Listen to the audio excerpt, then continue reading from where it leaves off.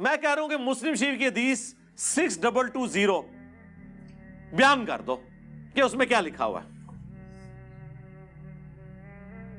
نہیں بیان کر سکتے.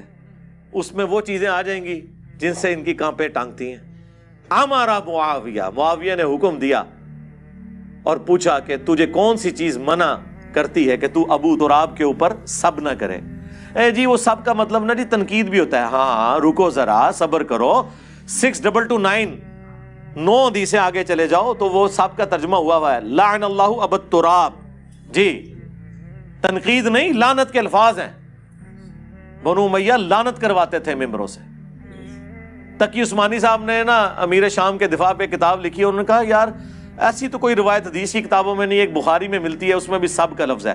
حالانکہ بخاری کی 3703 حدیث مسلم میں بھی موجود تھی، وہاں لعن اللہ ابا تراب موجود تھا، لیکن اس کو توفیق نہیں ہوئی کہ وہ حدیث وہ نقل کرتا. یا تو یہ جاہل تھا، اسے پتہ ہی نہیں تھا کہ اس کا طریق مسلم میں ہے، یا پھر یہ منافقت کر رہا تھا. چلے ہم دوسرا معنی نہیں لیتے، ہم کہتے ہیں جاہل ہیں. یہی تو ہم آپ کو کہہ رہے ہیں کہ آپ کے علماء جاہل ہیں.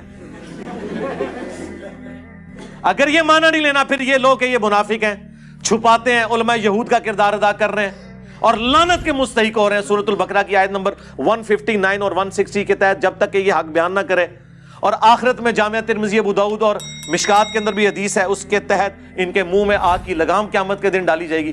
ساری چیزیں فٹ ہوں گی نا. پھر فیصلہ کر لو کیا ماننا ہے، ان کو جاہل ماننا ہے یا منافق ماننا ہے. آپ خود ہی فیصلہ کریں. تو وہ چیزیں یہ نہیں بیان کر سکتے. سعد ابن ابی وقاص نے کہا میں کبھی بھی علی کو برا نہیں کہوں گا. 3 باتیں ایسی میں نے سن رکھی ہیں، مجھے ایک بھی مل جاتی سرخ اونٹوں سے بہتر تھا. سن معاویہ، جب غزوہ تبوک کا موقع آیا، نبی علیہ السلام نے فرمایا کہ علی کی میرے ساتھ وہی نسبت ہے جو ہارون کی موسیٰ کے ساتھ، مگر میرے بعد کوئی نبی نہیں. کیونکہ رسول اللہ چھوڑ کے جا رہے تھے، حضرت علی رو پڑے. پہلا اور آخری موقع تھا کہ آپ جنگ میں ساتھ نہیں جا رہے تھے. حضور نے آپ کی تسلی کے لیے فرمایا. دوسرا موقع خیبر کے موقع پہ فرمایا کل اس شخص کے ہاتھ میں جھنڈا دوں گا جو اللہ اور اس کے رسول سے محبت کرتا ہے، اور اس سے بڑھ کر اللہ اور اس کا رسول اس سے محبت کرتے ہیں. ہم پوری رات اس خوشی میں سوئے نہیں کہ کون وہ خوش نصیب ہوگا. اور صبح مولا علی کو حضور نے بلا کے وہ جھنڈا دیا. اور مسلم شریف میں تو الفاظ ہیں، حضرت عمر کہتے ہیں مجھے کبھی زندگی میں عمارت کی خواہش نہیں ہوئی تھی سوائے اس دن کے کہ وہ جھنڈا مجھے مل جاتا. جی.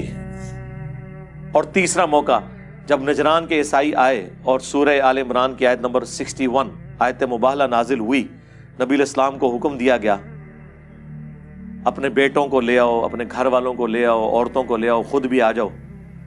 اور اوپن میدان میں جو ہے وہ اللہ کے حضور گڑ گڑاتے ہیں. تو رسول اللہ سیدنا علی، حسن، حسین، سیدہ فاطمہ کو لے کر آئے اور عرض کی اللہم ہؤلاء اہل بیتی، اے اللہ یہ میرے اہل البیت ہیں. حالانکہ حضور کی 9 بیویاں تھیں اس وقت، کسی کو نہیں ساتھ لے کے آئے. اس میں تو تھا عورتوں کو بھی لے آؤ، سیدہ فاطمہ کو لے کے آئے. اسپیشل پروٹوکول دیا. یہ 3 فضائل ہیں جس کی وجہ سے میں کبھی علی کو برا نہیں کہوں گا. اور ابن ماجہ میں تو آگے چوتھی فضیلت بھی آئی ہے، من کنت مولا فہذا علی مولا. غدیر خم کا بھی ذکر کیا.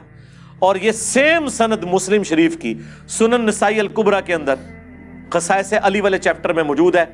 اس میں سعد ابن ابی وقاص کا بیٹا آگے کہتا ہے کہ جتنے دن معاویہ پھر مدینہ شریف رہے، حضرت علی کی تنقیص کا ایک جملہ بھی اپنی زبان سے نہیں نکالا. ایسی ڈانٹ پلائی میرے باپ نے. لہٰذا امام نووی نے جو کہانی کرائی تھی نا کہ وہ فضیلت سننا چاہ رہے تھے کہ باقی لوگ تو گالیاں دیتے ہیں، آپ مجھے کوئی حضرت علی کے فضائل سنائیں میں ان کو قائل کروں. کڈی دور دی کہانی. اور نووی 800 سال پہلے فوت ہو چکا ہے. اس کا حال یہ ہے حدیث کی شناسائی کا کہ وہ کہہ رہے فضیلت سننا چاہ رہے تھے. کاش وہ حدیث پڑھ لیتا سنن نسائی الکبریٰ کے اندر، پتہ چل جاتا. اس کو بھی یا پتہ نہیں چلا تو یا جان بوجھ کے اس نے کیا. ان نووی کا حال ہے تو تسی تے آج کل دے مولویوں لے کے بیٹھے ہوئے ہو. کام شروع تو پیندا آیا بھائی. ہاں جب 2 فرقے بن جائیں نا پھر کام ڈلنا شروع ہو جاتا ہے. یہ ذہن میں رکھیے گا. پھر آپ نے دوسرے کی غلطیاں بتانی ہے، اپنی غلطیوں کے اوپر پردہ ڈالنا ہے. یہ سمپل فارمولہ ہے.